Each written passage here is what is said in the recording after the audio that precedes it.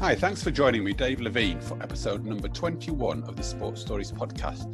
We continue to fulfill our promise of providing an inspirational, educational podcast every week that will hopefully lead you to take positive steps in your life to be the best version of yourself more often and with great skill. Today's guest is Mark Bennett MBE. Hold on tight for today's conversation. I can guarantee this will be fast-paced, straightforward, and will give you lots to think about in terms of how you change your behaviours and the behaviours of those around you. Mark has over 30 years experience in the field of coach development and calls on his military experience too. I'm so looking forward to speaking with him, both to learn more about Mark the person, as well as the performance development system he has spent so much time developing. I'd also love to hear your takeaways following the podcast. So let's crack on and let me introduce my very special guest for today, international coach developer and founder of PDS system, Mr. Mark Bennett MBE. Mark, it's really great to have you with me on the Sports Stories podcast. Thanks for giving up your space and time to join me today. We've worked together a long time ago. It's been a bit of a time to come back together again, and I'm really excited about hearing what you've been up to, where you've got to with the PDS work that you've been doing, but also some of your more detailed work. The one thing I am really keen to do, though, is find out a little bit about Mark Bennett, the person, as well as Mark Bennett, the people developer. So just as a starter, I would like to just give our listeners an opportunity for you to describe how might your friends or close colleagues describe you, Mark? Well, it depends which one you speak to, obviously. As the general consensus is, because often we've had social chats and work, and I've always come up with these similar, if you're looking at simple words, it's patient and relentless keeps popping up. But, you know, I think one of the things that comes across is that they always say you're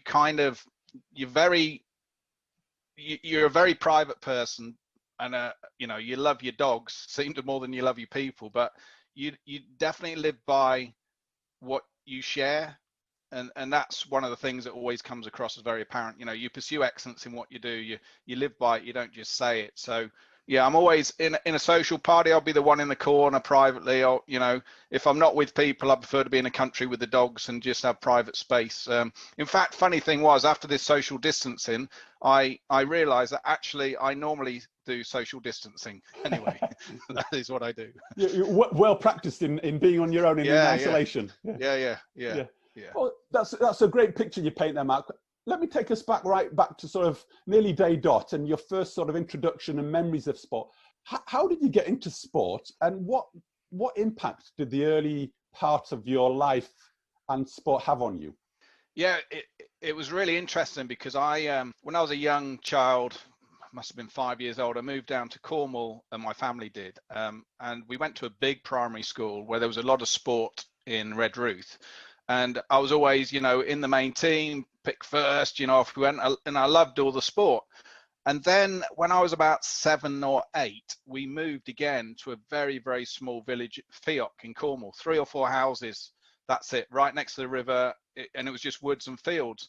So, and the school I went to then, there was 20 people in the whole school, 2 classes of 10, 2 teachers of all ages from, you know, 5 to 10. So I went from playing a lot of sport and being active to actually playing zero sport and having no friends apart from my rescue dog. So my whole day from school was just running around in the wood with the dog, no real social interaction up until secondary school. So when I went to secondary school, the first impact of sport again was I was the worst at sport. My hand coordination was bad. I was always the last to get picked in football. I was the goalie because no one wanted to be goalie. So I saw the other side, and I had no support from the teachers. It was very much, you know, let's work with the guys they perceive as good. And I was always at the end. No teacher ever coached me. No one really supported me. So it was interesting, that shift. And it was only a few years ago when I reflected on what's influenced me now of understanding.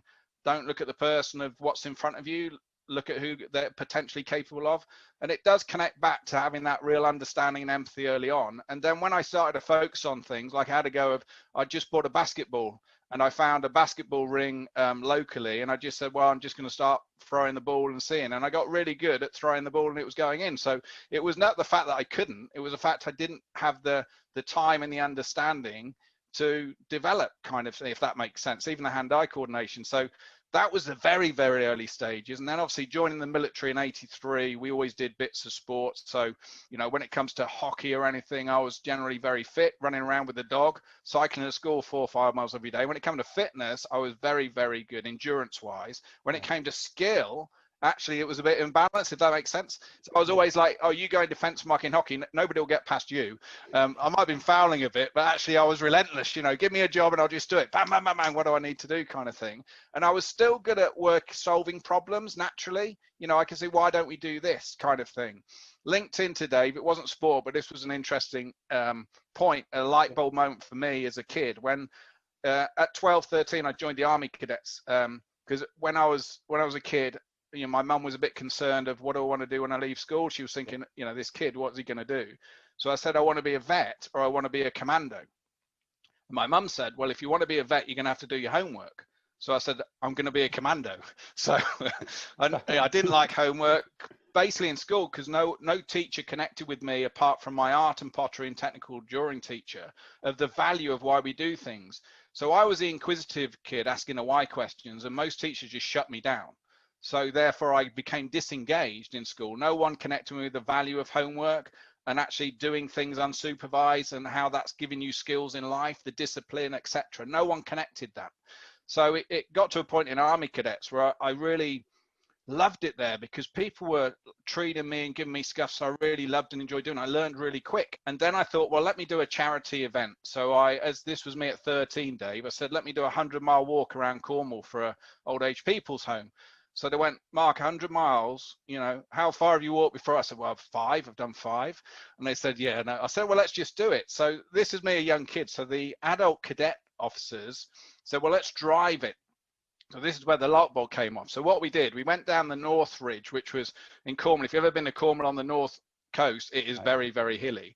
And we got to Land's End and we were at 60 odd miles. And they went, well, what are we going to do here? And I'm in the back of this car and they were sat looking at maps, getting really confused, talking.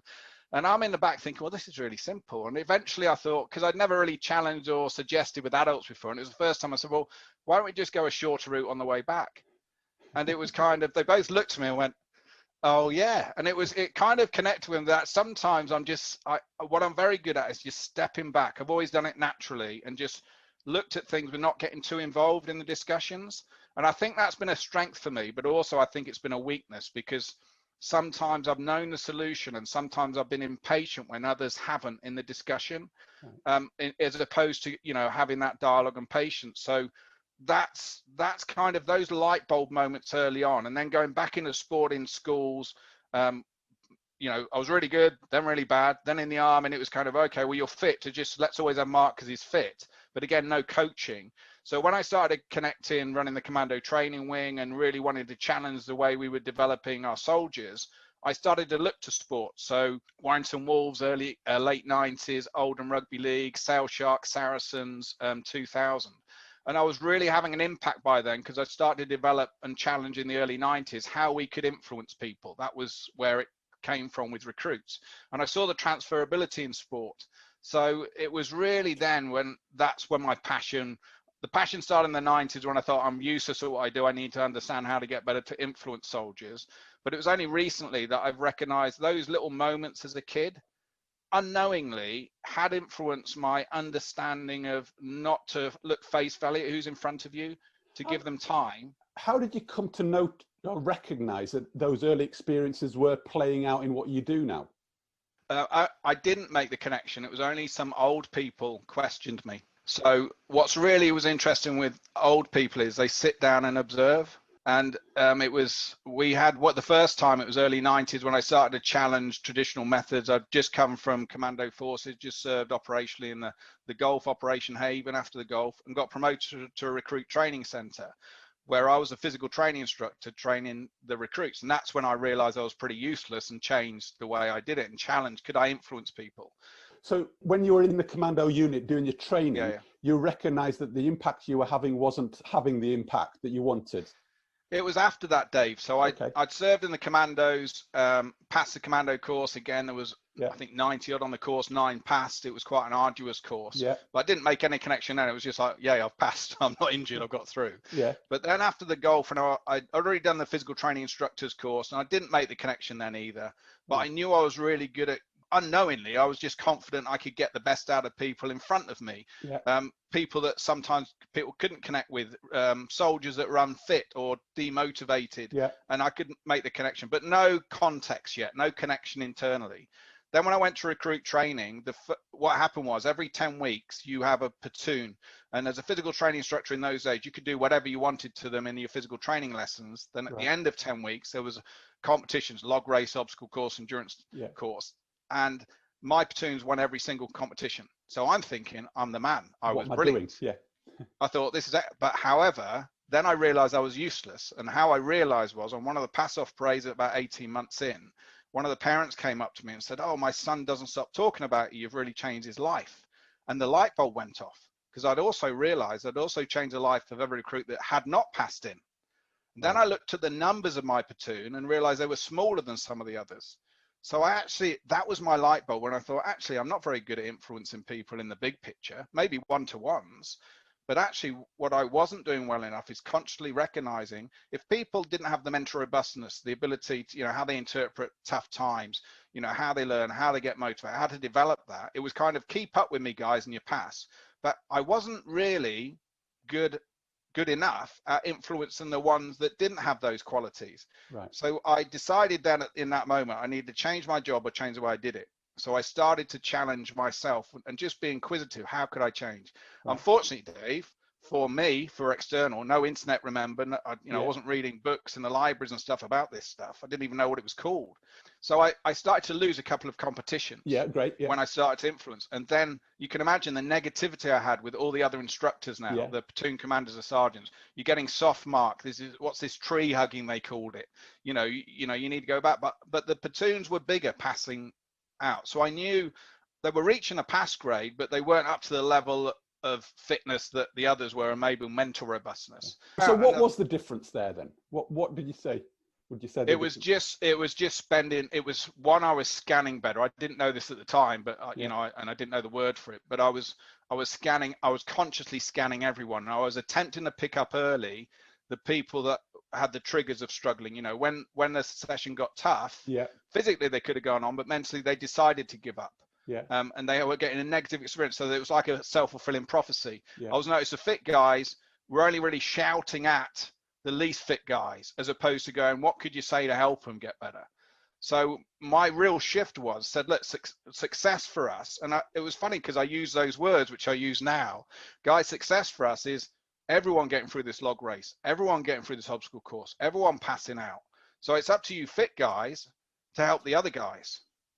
So it was kind of, I didn't know the tools to do it, but it was an overt, look, there's the challenge, guys. So then when a fit guy was running up in front and a guy was struggling, as opposed to shouting at them, I was going, hey, turn around. Okay, what can you do there? And then, straight away they were sprinting back. Now they weren't, obviously it wasn't high skill, but actually there was a conscious effort, look, how can we help the others? And it was a bit rough around the edges, but I started to then win the competitions again, with bigger numbers passing in. And you said there a couple of times, I didn't realize this at the time. So what was it that really helped you reflect on your practice to help you get better? How come you now know this? It was the doubters. Right. So the doubters started to challenge me, and I knew I 100% believed it was working, because you could see it was working, but they were challenging me. So I then had to self-question and go, well, I realized I was really poor at explaining it. So I thought, I believe in it, but I need to understand how to explain it. Right. So that's when it was like, you have to go back. You got to look at what am I doing? What's the difference? If that makes sense, what's the difference was my kind of question. Yeah. So then I could explain it, but then the next stage was I transferred to the Army Physical Training Corps, which is a very tough 7-month-long course, only 500 in the whole British Army. It is a bit personality driven to get in, but it's mentally, physically very tough. And then when I got into there, I was really now working outside with pro sports, and I was getting success. So I knew I was good, but what I was getting a divided opinion of me.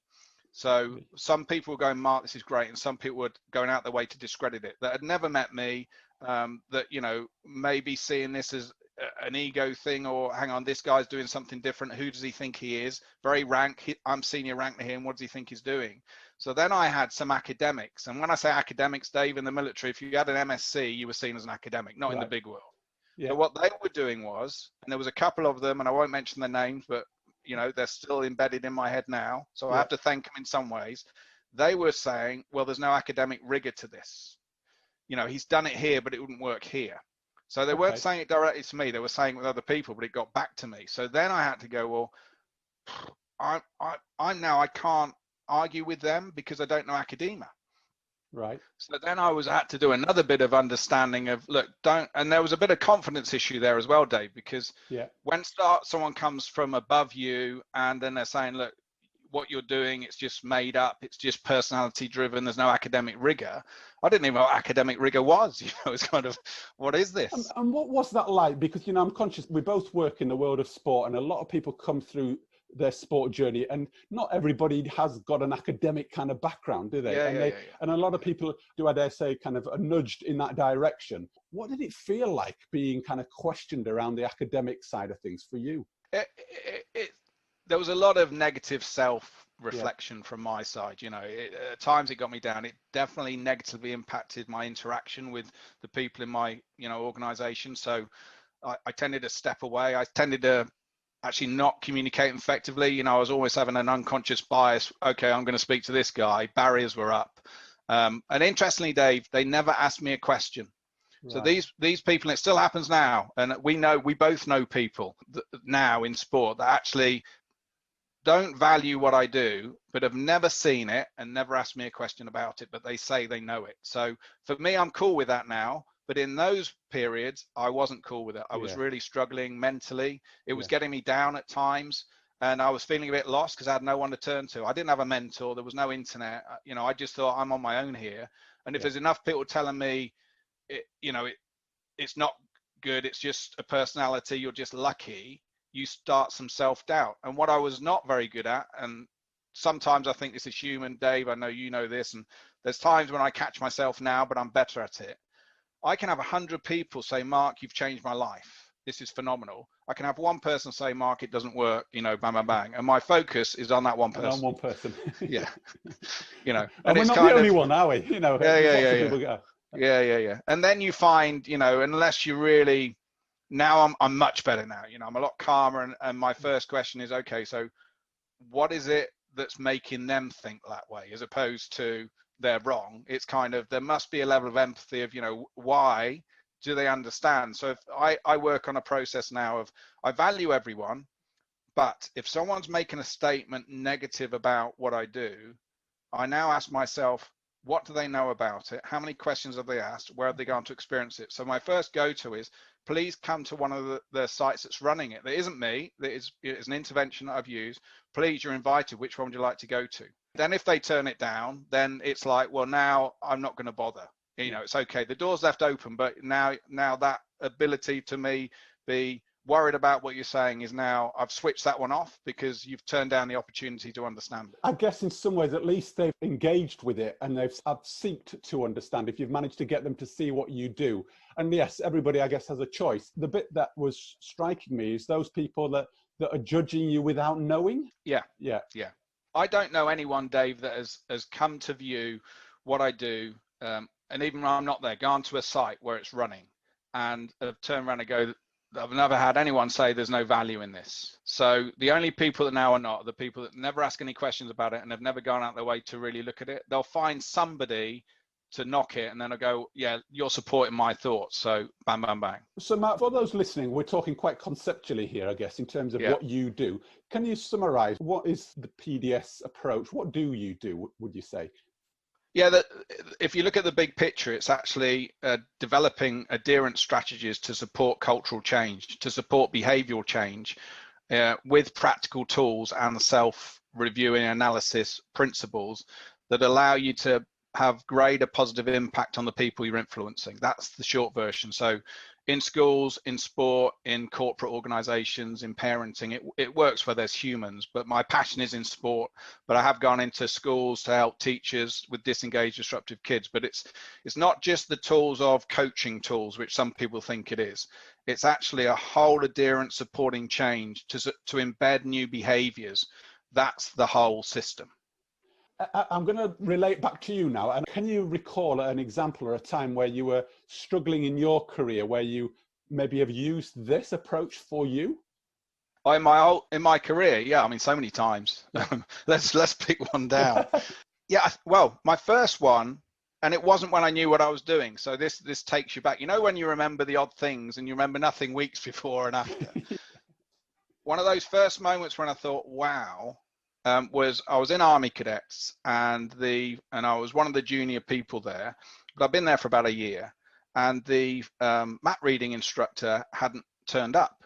So we had a group of about 20, most of them older than me, and they said, right, can anyone take this class? And no one said anything. So I just stood up and said, I'll take it, sir. So I kind of stood up, and they were expecting me just to do the theory stuff, you know, bam, bam, bam, this is a map, this is a grid, this is a compass. But actually, I took everyone outside and we picked up compass and we started to go, okay, take a grid to that, you know, where can you see it? And even the instructor never did that. He kept us in the classroom. Right. So then the adult afterwards, he didn't say anything to me, walked out and got some other adults, and they came and they were just observing. I didn't know what they were doing. But then afterwards they said, who taught you to do that?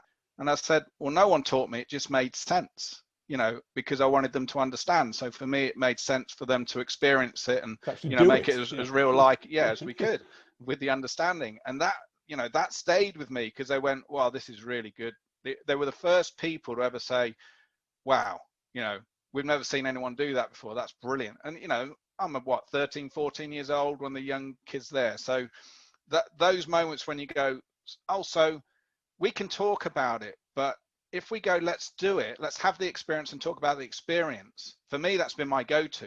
So anytime there's been a bit of a barrier, and you see it even on Twitter when there's been a bit of a conversation or challenge, it's go, okay, so let's talk about an example. If it's a discussion, you know, online, let's contextualize it. Give me an example, let's talk through it. And if it's alive, go, okay, well, let's go and do it. Let's do it, and then let's review it. So that has always helped me now. We can talk about it, but actually let's just have an experience in it and let's review the experience. Brilliant. So properly bringing it to life rather than leaving it in the kind of the academic or the conceptual world is actually what's really going on. That's the challenge, Dave, isn't it? Because we know, you know, research, etc., is a really fantastic tool that can really delve down and help us, but on its own, it's a waste of time. So but actually people just doing stuff without really measuring and understanding how and why they're doing, is it transferable, is also a bit of a waste of time. So there's value with practitioners that have experience, and there's value with academics that are looking for the academic rigor to something. But actually the sweet spot's in the middle, where we go, okay, here's some contextualized theories that we've taken from some practical experience. Okay, so let's put it and let's see if there's trends. Let's see what we can pick up from it and learn. And there's some academic literature. Well, let's contextualize it. Let's bring it alive, and let's see if there's transferability. So it's for me, it's always been the sweet spot in the middle, that both can be useless, but both can be of real value. But it's the context, isn't it? I'm also hearing in terms of your journey that you were very much from the practical applied direction, fearful of the academic research side, but what you've managed to do is draw the two together and find a center place, so you become much more comfortable with the research academic information and what that can provide to you. Yeah, definitely. And as part of that as well is I've met some academics that haven't had any egos, that have actually looked at my stuff and says, Mark, this is fantastic. Do you know what that is? I go, no. And they say, well, it's this. And they've looked at it objectively and they've made the contextual links to academia, which is fantastic. So I've now had negative and positive experiences, but for me, I'm really comfortable. I mean, it's been 30 years now, Dave, so you should be comfortable, right? Yeah. It's been the passion that for me, if it works on the ground, and if you constantly know how to adapt it based on the situation and the individual needs of the people in front of you, and if you can transfer it to other situations, then be comfortable with it. You know it's working. Yeah. But if it's where you've done it once, but you don't know how to do it, and actually you're struggling to transfer it, then there's a problem. So it's understanding that balance of the practicality and understanding sometimes it's a language. So someone will do something over and over. They'll know how to do it. They won't know the academic name for it. They don't know research on it, but they can explain it to you in layman's terms. Yeah. They can repeat it with different people, different situations. Great. But if someone can't repeat and adjust for individual needs, then it's a bit of a weak system or product or strategy, if that makes sense. Yeah. But is that not the same with most? If we're not actually using whatever approach we have to its optimal, it won't have the impact we want. You know. Yeah, and I think that's the challenge, isn't it, David? We look at the end of the day, sport is practitioner. You know, it's you're a coach, or you're a player, or you're a manager, or you're a mentor, or you're a psychologist, or you're a SNC or a physio. It's about how can you have a positive impact on the people that you're the service provider to. So if you're having a positive impact, then you're effective. Now, if you're only effective with one type of personality or one type of person, one age group, then actually you're a bit limited. But if you understand it enough where you can make those subtle adjustments in your coaching style, and when I say coaching, how you interact, Dave, that can be obviously for anybody, that is having an impact, particularly unsupervised, not supervised, which is a big thing for me, is it transferable? So when you're not there and the pressure changes, is it still embedded? Then it's successful. So it's kind of understanding. There's people in sport, Dave, and football's a great example where a manager may have great success, and we know many managers bring their own coaching team with them. They move, bring their own coaching team, and they have success with one team, and then they move to another team and they can't seem to repeat that success. And part of that may be things just clicked and happened in that environment, but they weren't consciously knowing how to bring it alive and step. It kind of happened. So therefore they struggled to replicate it because they didn't know what caused it, what was the sequence, and when there was a regression, how effective was the intervention. And for me, it's giving coaches that understanding in practical terms of, okay, the how to, but if you hear, where do you go? If it's understanding your baseline and understand not how can you have a short-term change, but how can you embed that change with different people, different. And I'm also hearing, like any of these frameworks or models, it's knowing how to bring them to life and where to flex them and adapt them and apply them in the different contexts for the different audiences and so on. And that's the skill, isn't it? I guess the framework on its own, any framework, doesn't come to life. Somebody has to bring it to life. Yeah. And the lovely bit for me when you're talking, you gave some great examples there around roles within sport. But for me, as you're talking, I'm thinking, well, education, in business, in military, in the arts, it's a concept that actually it's about helping people maximize the impact that they have or change behaviors, so. Yeah. And that's why when I run the training courses or mentoring, one of the first things I do is make sure when we say a word, what do we mean by it? What does it look like? So even the word coach, we need to establish when we say coach, what do we mean by that? What does it look like? So for me, often I switch the word from think of coach as influencer. Right. So you need the light and shade. There's times when you need to tell, and obviously there's a safety issue as well, but there's times when you need to step back and let people figure it out. But here's the thing, if we want people to figure it out, give them the tools to figure out, teach them an action review process. So it's a great example, Dave, is how often now is reviewing a big fashion thing now. Same as athlete centered over the last few years has been a fashionable statement. Yeah. But when I watch it, not many people are really doing it. And we want players to self-review, but often the self-review is only in a classroom afterwards or an hour afterwards or a day later, where we're asking people a lot of questions. So if we want people to self-review, surely we want them to effectively make great choices and evaluate them live in the moment, not afterwards. It's so too late then, isn't it? So if we want them to do that, teach them a framework that makes it simple, use common language so they understand, to make it easy for them to be successful. And I think that's often where we're missing. We know what we want.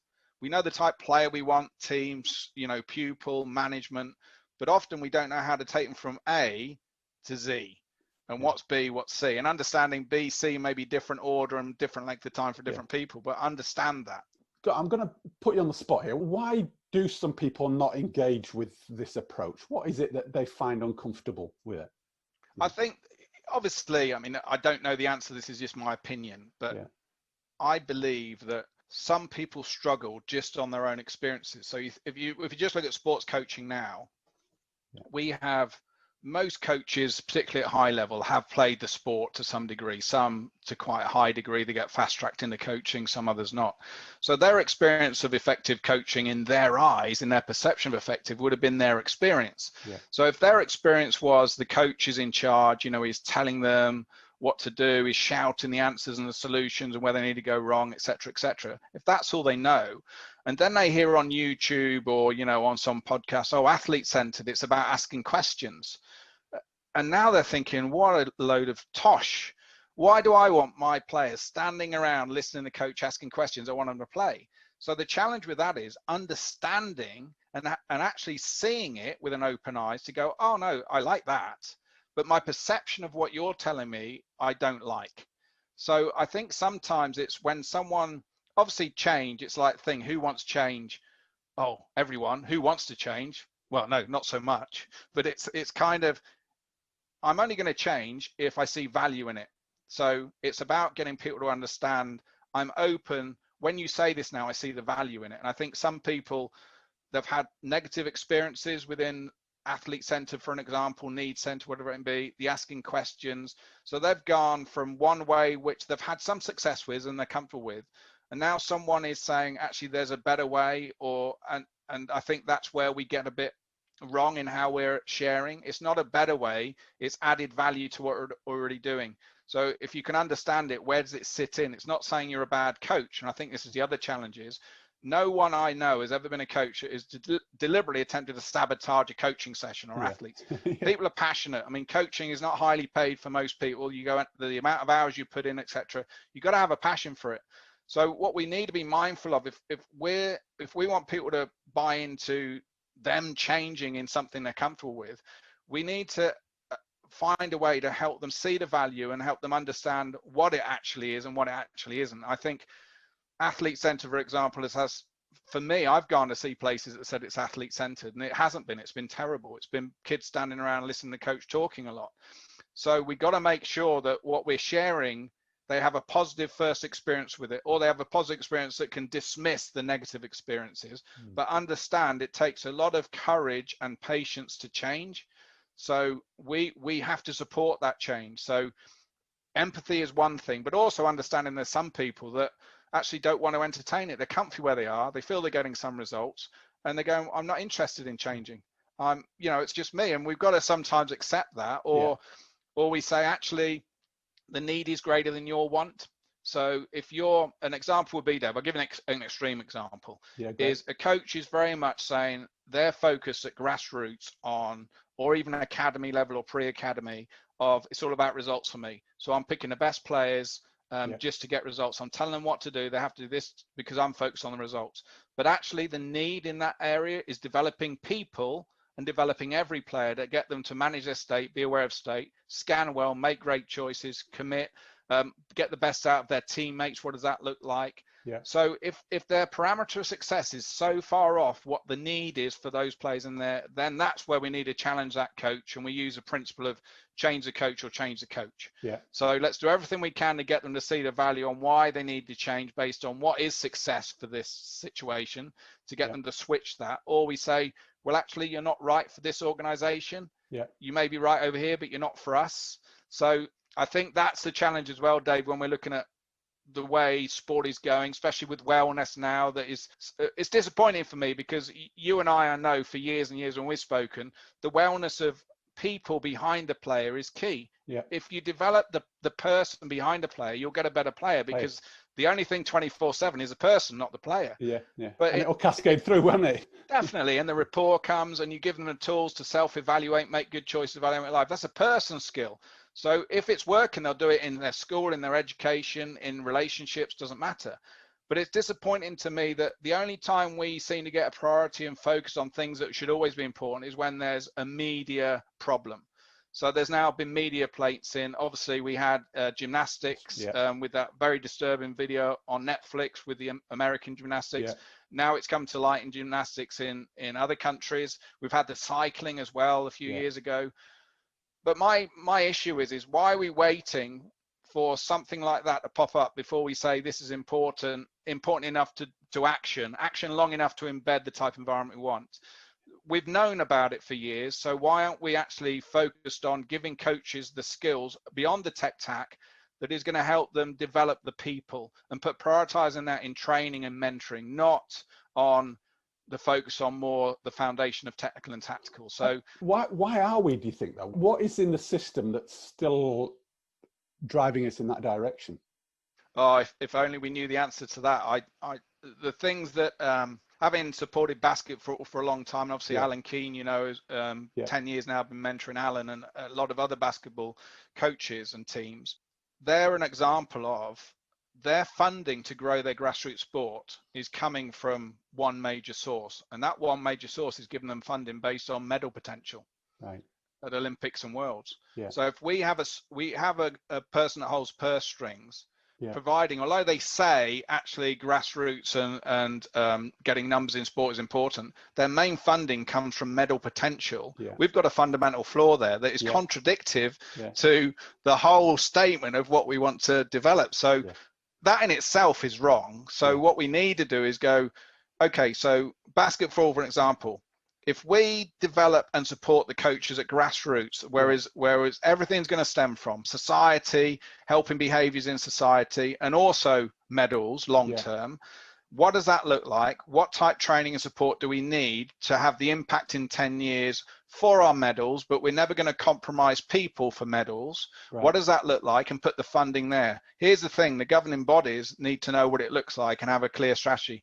I think some governing bodies don't know what that looks like. The words on a paper look good, but I don't think they're that great, and I'm generalizing here, at sharing to the people that give them the funds, go, okay, this is what it looked like, specifics, here's what we're going to do. It's very wishy-washy. So then the people that are giving the funds are, well, you're not giving us much here, and where's your impact statement? So the problem, again, some sports are writing their own impact statement. So, well, that's not very good in itself either. And where's the measures? If the measures, again, on results, then our measures are ineffective based on the behaviours we want to achieve. If that, I mean, that's a simple. Or the measures are driving the wrong behaviours, aren't they? Yeah, definitely. Yeah, it could be. Yeah. So I don't know the answer, but I do think there's some fundamental shifts that we need to not just follow through when it's in the media spotlight, that we need to embed and follow through for decades. And I don't think we're good at that. I think we react to what's in the media too much, and we react to when there's a problem. We do heavy investigations when there's a problem. Why don't we do heavy investigations when there's great success in behaviours and cultures? What is it they're doing there that is so great that we can repeat? We're not very good at that. Back to sport, Dave.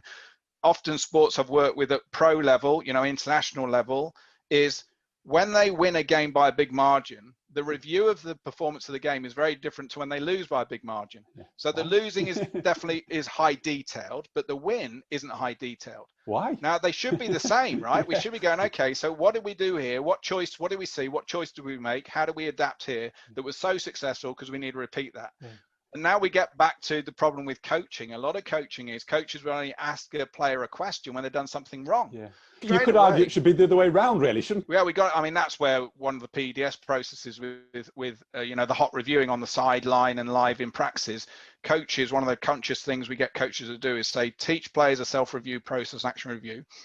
And then when they do something exceptional and when they do something unacceptable that you think is unacceptable in choice, you ask them to review both, not just one. So we don't ask the loaded question. You go, Jimmy, can we talk to me what happened over there? Now, Jimmy now knows, well, when I do something exceptional or unacceptable, I get the same question and actually there's no clues. So now, we go, Jimmy, what did you see there? So now what we're doing is we're getting them to focus on the review process of, well, this is what I saw and heard. So based on that, what options came out? So based on those options, were there any variables that impact? Which choice should you go for? Would you change anything? So now we're getting them to think in a way that is no clues. Now imagine, you can see now we've gone from massive governing bodies giving money based on potential medals, and we've backtracked it to how a coach interacts with a grassroots player. And it's the same kind of principle, isn't it? Are we actually evaluating and scanning for the behaviors we want? Are we positively reinforcing the great behaviors often enough? And are we giving them the tools to be successful within effective behaviors? And often the answer is no, we don't do that well enough, consciously enough, consistently enough. So maybe there's the answer, Dave. Yeah. And it works at so many different levels as you're talking here, which is the thing that I really like is, working at a coach to athlete level, but also a coach to administrative or to an NGB level or an NGB to a sports council kind of body, that the processes can actually just be relayed at different levels, can't they? Yeah. And that's what I really like. The principles and the language we use that I share with the coach to use with the players is the same a mentor uses with the coach, the same a manager uses with coaches and managers and admin. It's the same I use. I'm running a contract with a corporate business now globally that distributes fruit. Right. And we use the same with the sales team, same with the senior management, same with administration, same with accounts.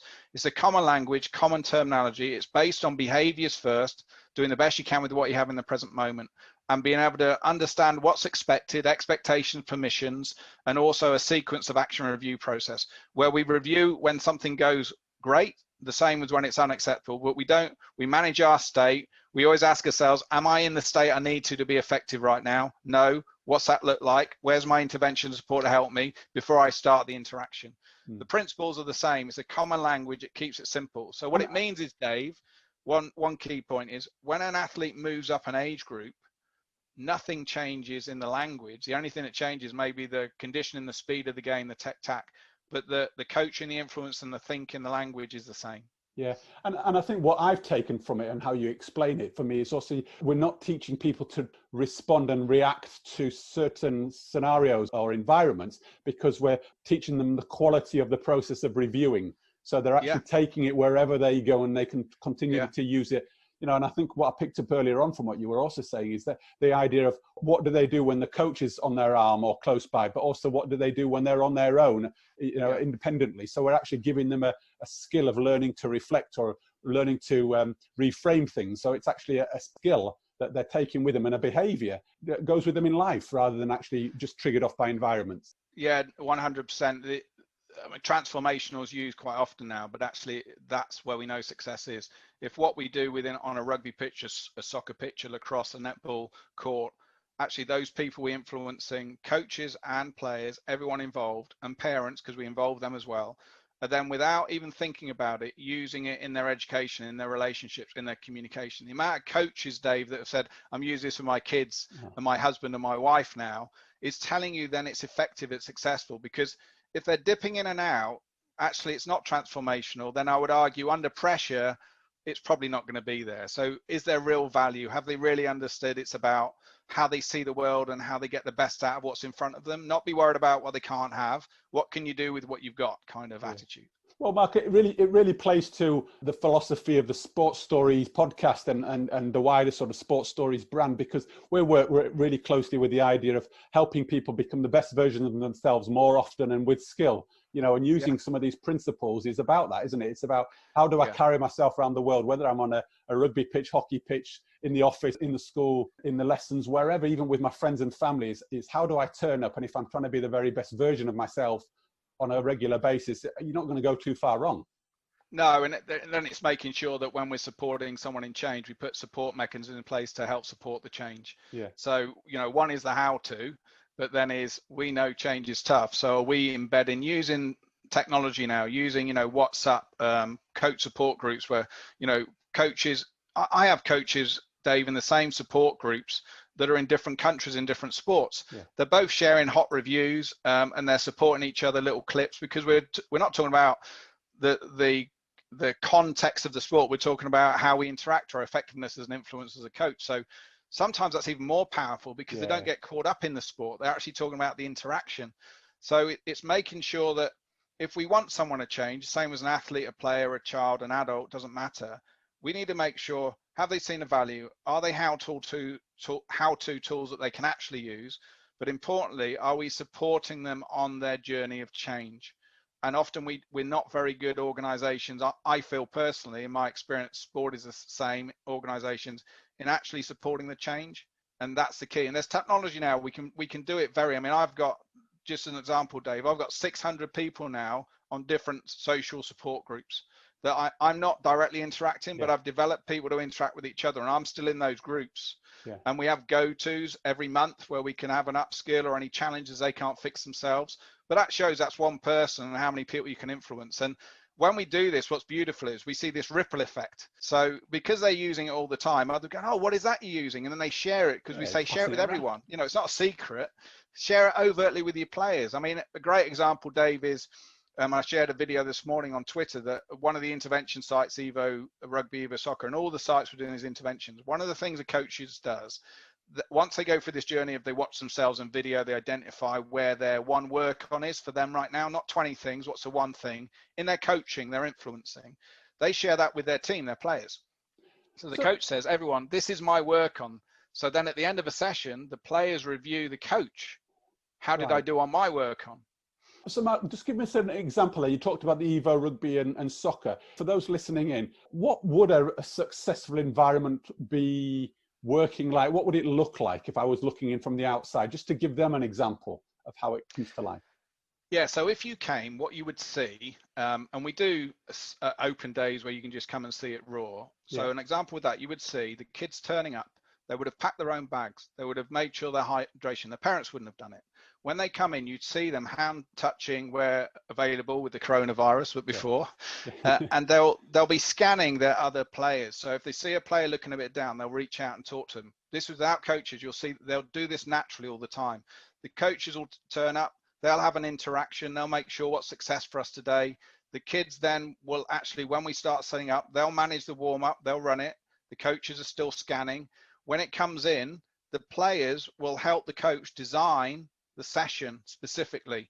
But actually what you'll see is you won't see, because we run this what we call ninja mastery, which we won't talk about too much, but what we do is early on, we identify who are the kids or senior players, doesn't matter, athletes, that are normally the influencers. Now, they could be a negative or positive influence, but they're highly motivated, and often they'll dominate conversations, and they could get frustrated with others don't commit in the same way.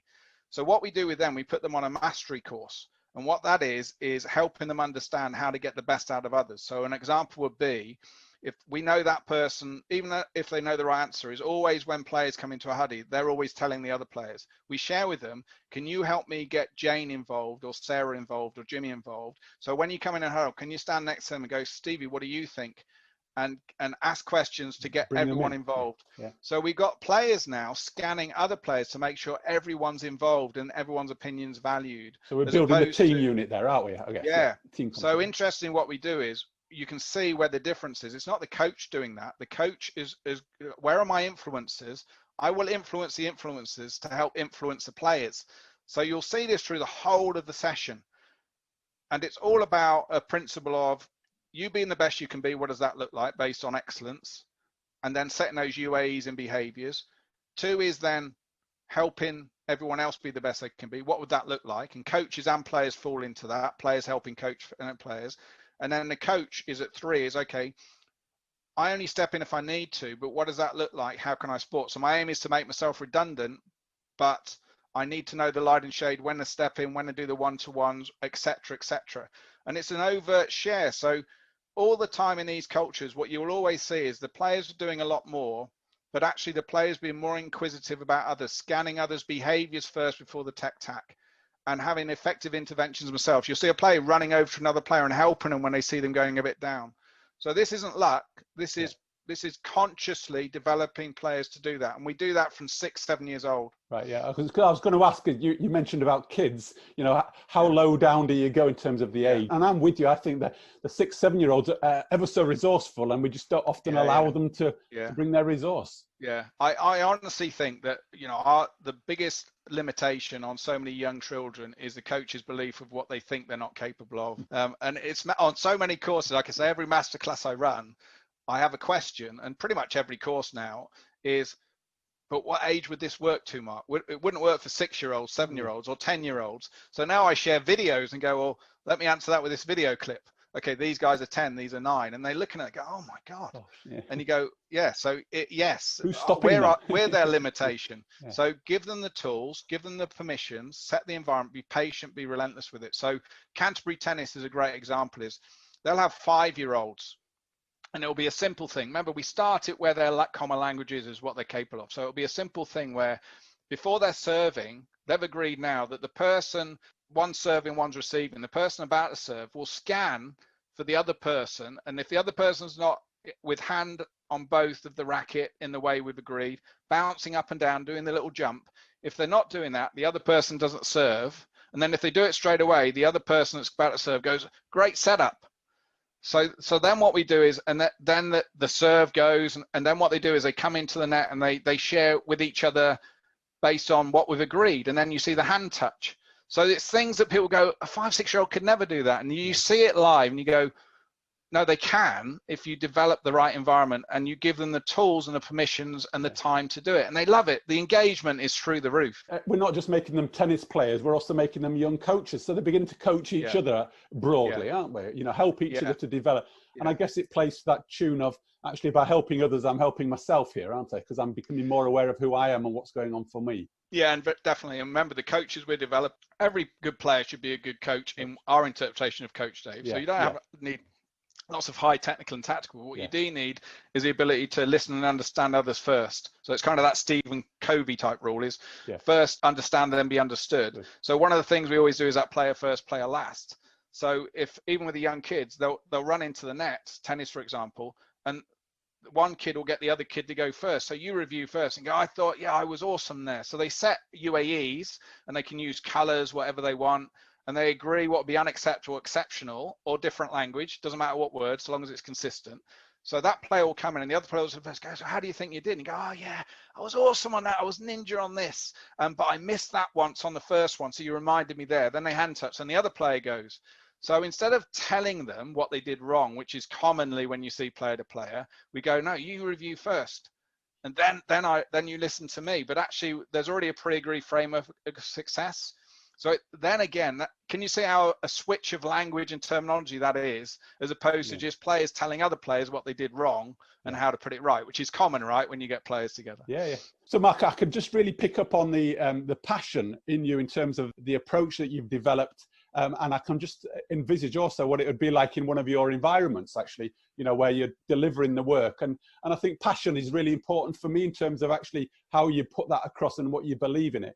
Now, I guess my one question then to just sort of bring us towards a close is also about how has this really impacted on you throughout your career? So you've developed this approach over the last 30 odd years, as you say. I'm sure there's been some real highs and lows. And I'm just wondering, you know, what's been your mindset and how have you continued on this journey? There's no question. It is a passion. I mean, I live through it, and I've turned down a lot of wealthy business and opportunities just to continue with this. My vision is always, if I can impact and cause more ripples in a bigger audience, then that's kind of, you know, your eulogy. You know, I've saved lots of rescue dogs, and I've made it sounds a bit beauty pageant-ish, but I've made a difference that's embedded and changed people's behaviours in a positive way.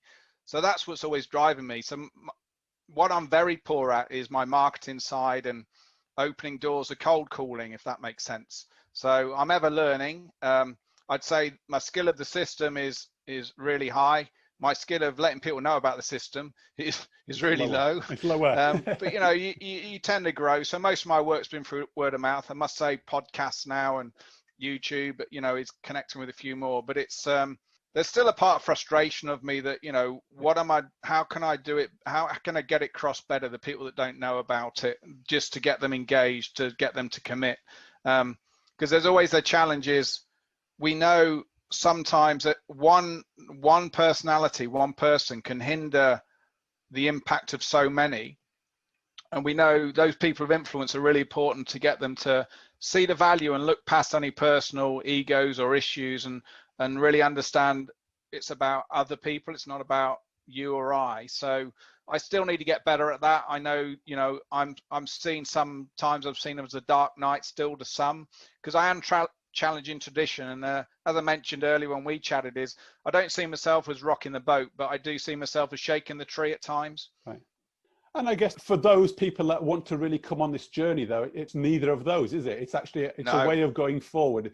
I guess I'm picking up on how do we frame it, and what is your mindset to where you want to go in the world, and whether you want to be the best version. This is a mechanism that, you know, you've had quite a lot of success with.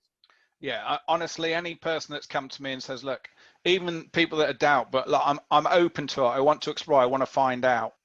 That it's been a powerful relationship and there's been some real impact. So all I ask people now to do is just make a decision once you've collated the data. Right. So let me take you on a journey where you can see the data. And sometimes it won't be me. Say, look, I'm not even here. Go to this place. Go to this place that's running it. You know. And so sometimes it's taking yourself away from the situation. You go, look, it's not me. It's not Mark Bennett, the personality. You may have developed it, but actually True success is go somewhere where I'm not, that's using it, that's embedded it, that's living it. See the difference in the senior players or the junior players or the kids or the pupils, whatever it is, because that's your indication of success. So that's all I ask of people. And anyone that's done that with an open mind, just looked at it, it's been life-changing. And that always gives you a buzz, doesn't it? Gets you up in the morning that you've had a positive impact on other people.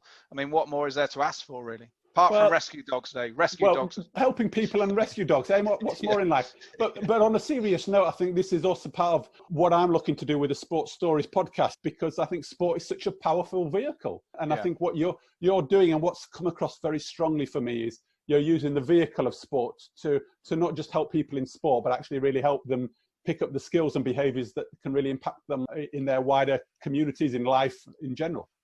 Yeah, and I cannot see how you can separate them. I honestly can't.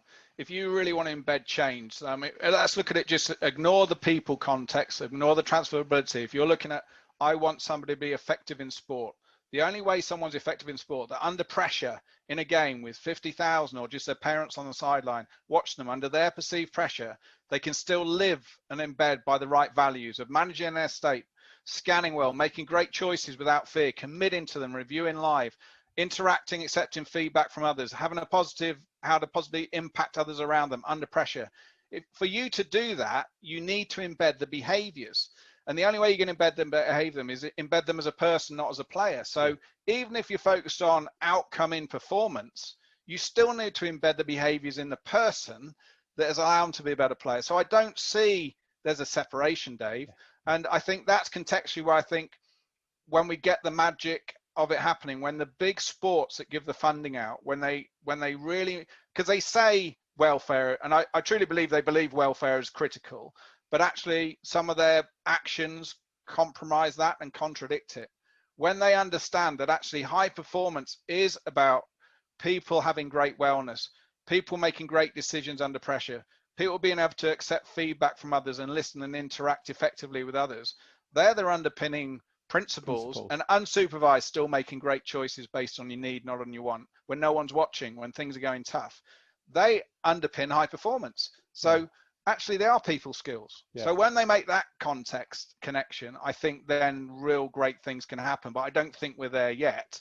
But there's plenty of people that you've met, there's plenty of people that I know, Dave, that actually are passionate about this. They're not going to go away. They're just waiting for their time to make a difference, and they'll still be here in 10 years because they're passionate about it. They won't give up on it.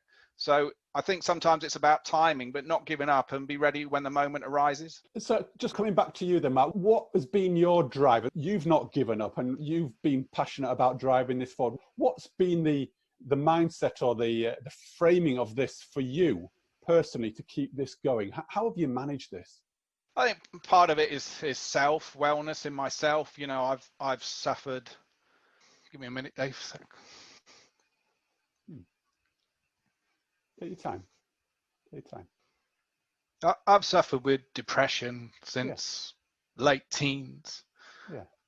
And sometimes I self-reflect too much in life. I have in the past, and you know, the dogs have helped me and me helping them. But having something to live for, having something you know can make a difference in others, having a passion that gets you up in the morning and gives you that positive reinforcement, where there's detail where you can add to it, enrichment of life, then that's what builds my wellness. And I think, you know, in life, I mean, when I left the army, Dave, in 2006, there was times when I was lying on my bed for 4 hours and not thinking that was a problem, not getting up in the mornings. You know, and it was, you know, I didn't have dogs then as well, so you know, they've made a difference. But sometimes it's just understanding, you know, what you're on the planet for, and sometimes that could be a negative spiral of self-reflection, of self-doubt. But if you have a passion that you go, I know if I help others, that gives me a buzz. So, you know, that's being selfish and selfless. But if you know something can change others, and you can detail it, you can make it better, you can pursue your own excellence in it, then that keeps me mentally in a good place. And if I don't do that, I don't think I'll be around for long. Well, Matt, you really pick up on that really important thing about purpose and passion, actually, for me, you know, and what's come through from our conversation today is very much both of those, you know, and I think your drive and your determination to put this out there, I think it was quite a humbling way of saying, you know, it is selfish well, it's also very selfless. Your drive is to really help individual people. And I think that's one of the great dichotomies of being a people developer. You know, I think we do help others, but we do get something back in ourselves, but we have to be getting the right balance in that. And, you know, I also recognize and hear the hardship actually, and I've experienced it alongside of you, you know, where people haven't actually engaged with this approach, because sometimes it might not be about the approach, it might be more about them and actually where they're at and what's their approach to this. And it actually might be in a bit too hard to do box at the moment. Yeah, I just want to applaud actually your stickability and your staying power with it, because I think it's phenomenal. And don't lose that passion, please, you know, to help people, because I think that's what the world bloody needs, doesn't it, at the moment? Yeah, well, some people just call me a tenacious git, Dave, but it's all how you word it. But yeah, it's, you know, I think as well, when, you know, there was a girl called Jemima who went into a primary school in inner city London many years ago, and she was morbidly obese, couldn't walk up one flight of stairs. And when she was unhappy, her parents fed her, and that both her parents were overweight chefs. And when she was happy, they fed her. And you could see that when I spoke to the teachers, they were saying, Mark, it's a parent's fault. And there was a lot of other behavioral issues and demotivation and lack of dreams within some of the kids. Primary school, this was. And so I did an intervention in there, and the changes in half a term were phenomenal. And it's kind of, you know, those moments when you go, wow. At the end of the half term, the parents agreed that they were doing an intervention, but they didn't know what it was, but they agreed to an intervention. So at the end of the half a term, all the tables in the sports hall were around where they speak to the English teacher, the maths teacher, and I had a table. So all the parents came round, and, you know, these two sat down. I said, have you noticed any difference in, you know, in Jemima? And they both started crying. Oh, and they said she came back after a few weeks at the beginning of the term, and she said, look, you know, I know who I want to be, and I don't want to be this, but I know what I can be. So, you know, and I was given a tool. So reading food labels and saying that, you know, anyone can achieve anything in life. It's about what you do in the moment. So what are you going to choose to do now, linked into what you want? Yeah. And she started to make that connection. So she went, can I go shopping with everyone? Can we read the food labels and pick what we like the taste of? But can we go for a walk in the park afterwards? Is that her coming up with strategies? I just got her to think. And she got in contact many years later, and she was playing representative county hockey for a secondary school. And it's those, you know, those little things. And the parents were saying, we're now going for walks together. We're losing weight, but we're all happier. But they said the fact she was crying when she talked to us about it, but what she said had such an impact on us. Yeah. And it was just giving her the courage to go, look, you have a voice. No one can tell you can't do anything. Yeah. So what is it you want to do? So what choice do you need to make in the moment now? Because that will define you. Don't let anyone tell you different. And it was kind of that connection. And it's those little moments when you go, okay, well, that is transformational. So why on earth would I give up on that? Yeah. Even if I can make one other Jemima somewhere, one other Stevie, that's worth it, isn't it? No, and I'm completely with you. And I think this is where, again, we're on the same page in terms of passion and purpose here, because I think it is about making that difference, and that one person might make a difference to somebody else, isn't it? And I think today my sole intention for all of the podcasts that I put together is, you know, if one or two people take one or two little nuggets away that can actually help them move and impact on their life positively, I think we've done a really sound job here.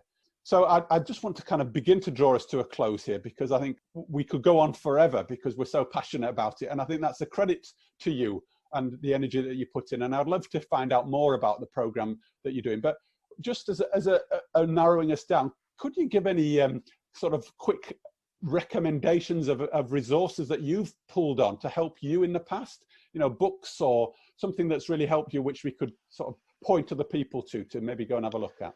It's quite funny you asked that, Dave, because actually out of all the books, I think there's only been two that have gone, oh, that was interesting. One has been a good how-to book, and that was that Stephen Covey, 7 Habits of Highly Effective People. Yeah. Very simple, but very effective. And the other one was Dr. Viktor Frankl, Man's Search for Meaning. Yeah. And that's really looking at, you know, his life and, you know, of getting you to understand actually it's not the environment that influences you, it's your interpretation of the environment, and you can choose to interpret it in the way you want to help you be in the right state, to help you control your life. He went through obviously the concentration camps and how it affected him. But it's just that those were the only two. So actually the referencing stuff, I've just kind of made my own up through the podcasts and the video clips that I've kind of shared free. So they're on the website and a YouTube channel now where, you know, people don't have to pay for, but at least it's a bit like this chat. If they can take one or two things, but then there's some how-to videos and some how-to podcasts, just to help them go, well, actually, this is great. I've got no money, but how can I help me become better within my coaching or parenting? Then at least there's some ABC steps for them to start with. Brilliant stuff. Brilliant. A couple more questions, and then I would like you to obviously also give out details of how people can follow you and contact you and keep abreast of the great stuff that you're doing. But just before we get to that, for me today, you've shown the sort of the intellectual side of things. You've shown the conceptual side of things in terms of the work that you've been doing. And I've also got a real good sense of, you know, the hard side of you in terms of really accountability and making people move forward, but also the vulnerability. And I think that's a great side of self-leadership. And what advice would you give to others in terms of how do you prepare yourself to be the most effective you can be on a daily basis? Yeah, so simple things. You need to find ways to understand yourself. It is who you think you are, who you are. So, you know, back to, I mean, let's not say emotional intelligence is a academic, there's rigor to it or anything, but the principle of being aware of your state and learning how to regulate it is underpinning everything. So how often are we spending time in this state now? Am I in my ideal state to have an argument with my wife or husband, or have a chat with the kids, or I'm starting a coaching session, grassroots, I've just had a hard day at the office and now I'm starting, what is the ideal state for me to be in to be effective in this moment, and use that as an opportunity to practice. But I'd say if you look at coaching, for example, if you can just film yourself just in coaching and don't look at the tech tack, just do what I call a hot review. So after you've recorded yourself, and it can be in your phone, a voice record if you want, but like a camera on the chest is brilliant, and there's cheap ones out there now, is that straight afterwards, just do a little, in your phone, just voice recording of just review you. So this is how I thought I was, this is how I interacted, this is my state, this is how effective I thought I was, just on you and your interaction. Then watch the video or listen back, and then do another review and say, has anything changed?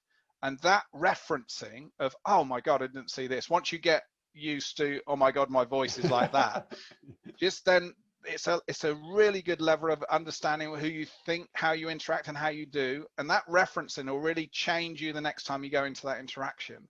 And from that, just pick one work on. Just say, okay, for me, and it may be a simple thing of, whenever I ask a question or a player says anything, I'll come with the answer. I don't have to add anything at the end. You know, it could be something as simple as that. Then what you do is, anytime you put in a strategy, set up a success intervention. So a success intervention may be, share that with your coaches. Coaches, this is what I've picked up. So I've agreed this is what I'm going to do. This is my work, and can you help me? So if I don't do it, say banana, or give me a tap or something. And then if you develop the right environment, you share it with the players as well. So even young kids, you go, this is my work on. So can you help me? So if I don't do this, you can say banana to me, and then I'll step back. But here's the thing, if I step back, you need to be able to do it. But can we help each other? Now that in itself, what type of role modeling is that? Where their kids going, oh my God, the coach, an adult, is sharing with us something that he wants to get better at, she wants to get better at. They're showing the very behaviors they're expecting of us, but they're living it.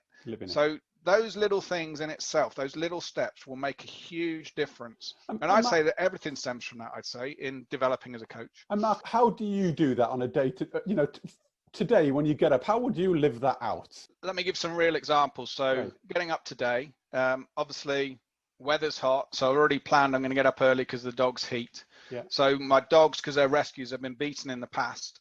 One's a three-legged thrown in front of a train, lost a leg, and the other one have been beaten by clubs. So I know their state will be influenced by my state. And sometimes at the moment, they're not good with other dogs. They don't know.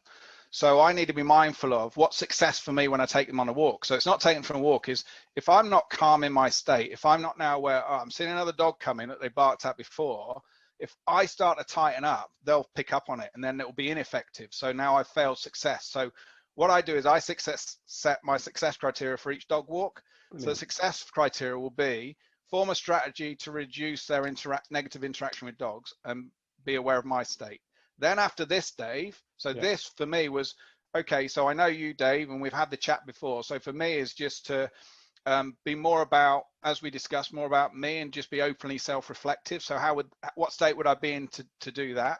And then I'm going to the gym after this. So the gym after me, every time I go to the gym, before I start, I say to myself, what is success for me? What would be unacceptable in this session? So even if I say I'm going to do chest, yeah, but what feeling, what intensity, what speed, what do I need to get to in each move? And I do that in every single rep, in every training session. And I do that 6 times a week. So it becomes so much easier. So you'll never see me cruising in a training session because I've embedded that, but I still constantly do it. Yeah. And if I feel myself unacceptable, I reset. I go, right, okay, bang, stop. That doesn't count. What's excellent look like to me now? What's it feel like? That's the question again. Yeah. All the time. So it's kind of, it becomes so much easier, but it's so empowering because I'll never have a bad training session. Yeah. No, I'll make sure I'm aware when I'm unacceptable on a dog walk because it's about the dogs. Yeah. So then because I'm more aware of it, I can adjust it as opposed to I'm not aware of it. And then afterwards I review, well, it's a bit late then. Yeah. So it's always seeking opportunities to practice the very tools that are going to help you be effective in certain situations. Great stuff. My 2 last questions. One would be, again, you've shown and shared your story from, your early childhood down in Cornwall, your military experience, and now running your own business for a number of years in developing a system and a product right the way through to today. What advice, if you were to look back now, what advice would you give to a teenage version of yourself coming through?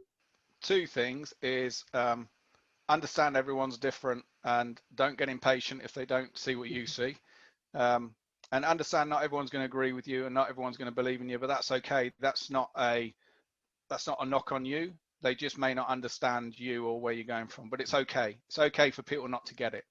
And that in itself would have helped me so much over the years, because don't spend too much energy on people, on the minority that give you a negative, impact or say something negative. The 80-20 principle, nearly, isn't it? Yeah. Don't ignore them, but understand where they're coming from, and then spend your energy on things that, is there anything you could do differently next time? Great, but close the door then. That's done. Don't keep it in your head, but don't forget to spend time on when you do great things. So I passed the commando course, Dave. I never gave myself a pat on the back. It's what's next.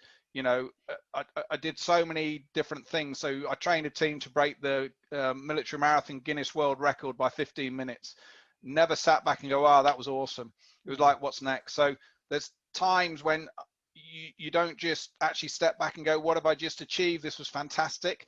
And it's spending those little moments of, give yourself a pat on the back when you deserve a pat on the back. Sometimes we're not very good at that. Yeah. Celebrate some of those great things at the steps along the way, don't they? Because they are only steps along the way, but I think they're worth celebrating. No, absolutely. Well, Mark, my very last question is, given that you've shared your story and been really open and honest and, divulged quite a lot more about you than I knew. So it's been really fascinating for me. So thank you for that. But whose sports story might you be interested in hearing, and why? Oh, that's a good question. That's one you could have asked me before, Dave. I'm now reflecting because there's so many people. I think I'm quite interested if for athletes that have gone into coaching have been unsuccessful and successful. Those people that have had success in one area but then not success in the others. I'd be really interested in that awareness of what did they learn from that other connection. So Mourinho, if you could get him on, that would be great, Dave. Just because I'd be really intrigued, because I've never seen it in books or interviews, but it seems like he had a great mentor early on. He wasn't the best player, but he had a good mentor as a coach. And he seemed to really connect with how to connect with people and win their hearts and minds to get them to see a way. And he had great success. And then it seemed like he felt, well, I've earned the right, so I don't need to do the win the hearts and minds. Just trust me, we're going to play this way. And didn't seem to get the buy-in from teams. And I wonder now if he's switched back, where he's realized actually what was missing. I'm the same coach with the same strategy, but what did I not do here that I did there? I'll be really fascinated with that kind of thing. God, brilliant. Well, you've given me plenty of things to think about. So again, thank you for that. So you've shared a lot about the PDS system and your journey, and I know very much that this is actually not the end of your journey with it. It's something that we're continuing to push out there, because I know your passion is about making a difference in the world and for those that work around you, especially those that want to engage in this kind of approach. So, Mark, how could people get in contact with you should they wish to find out a little bit more? So Twitter is PDS Coach, so Papa Delta Sierra. PDS Coach. Website is pdscoach.com. See what I did there, Dave? Kept it simple, get in early. And they're my 2 main ones that I work through. Instagram is PDS Coach as well, but I still haven't figured Instagram out, so I don't do a lot on there. Yeah. But yeah, they're the main two. And on my website, there's online services are given, the live interventions, big organizations, teams, and individual coaches.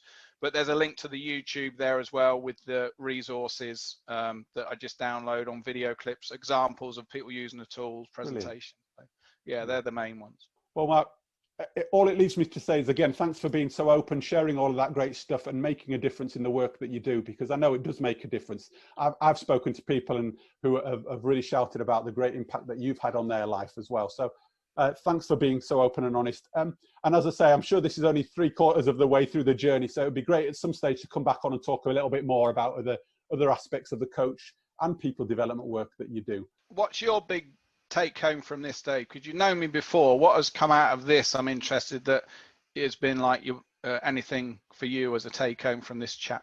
The thing that struck me more than anything is that I'm going to call it the hard approach, or my perception of the hard approach of the PDS system is very people centric, and actually it's about actually making better people to make better sports people, and that's the bit I love the most. And I appreciate that we're not all into a strict model or a framework, but from what I've also picked up from you is the flexibility within that, you know, and the usability.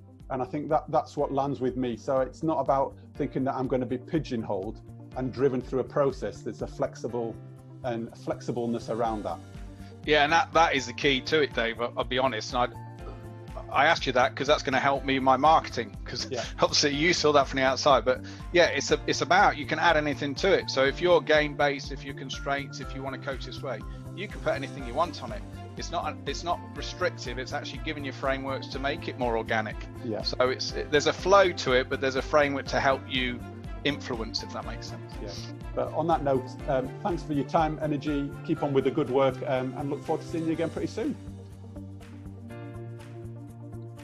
So there we have it, a fast-paced, passionate, purposeful conversation with Mark. I really feel like I need to listen back through the conversation again to really unpick the key principles and truly make sense of the model Mark has spent so much time and energy developing. What was clear to me was the unwavering belief Mark has in the approach he takes to his life and that of helping develop coaches. I was also struck by Mark's openness and honesty with himself when he believed he wasn't making a difference or being the best version of himself. This conversation has led me to pose the following 2 questions. How often do you say you will do something and then not do it? How do you therefore become more accountable to yourself and your actions to embed your desired behaviours? And secondly, I believe it's important to appreciate and reward yourself appropriately. So what have you done recently that you need to celebrate and give yourself a pat on the back for that you have failed to do so? Please take some time to consider the questions as well as the saying Mark used. People talk about wanting change, then are not prepared to change. Is this you? What first steps could you take to make that change? So it's been a really thought-provoking podcast today. I do hope you've enjoyed it and take some value. As always, let me know your thoughts and feedback.